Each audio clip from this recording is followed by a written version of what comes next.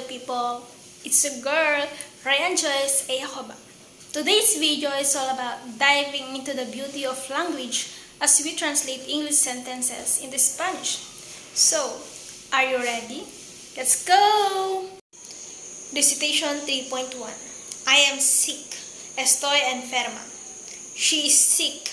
Ella está enferma. You are tired. Estás cansada. I am tired. Estoy cansada. The children are happy. Los niños están felices. My siblings are happy. Mis hermanas están felices. Anton has a cold. Anton está resfriado. My sister has a cold. Mi hermana está resfriada. How are you? ¿Cómo estás? How is your mother? ¿Cómo está tu madre? How is she now? ¿Cómo está ella ahora? How is he now? ¿Cómo está él ahora? We are irritated because of the heat. Nosotras estamos irritadas por el calor. I am irritated because of the heat.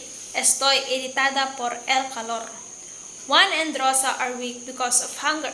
Juan y Rosa están débiles por el hambre. My friends are weak because of hunger. Mis amigos están débiles por el hambre. Recitation 3.2. I drink cold water. Bebo agua fría. She drink cold water. Ella bebe agua fría. You must eat. Tú debes comer.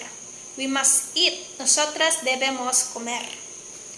Ramon and Leon run every day. Ramon y Leon corren todos los días. They run every day. Ellas corren todos los días. Ali sells houses. Ali vende casas. She sells houses. Ella vende casas.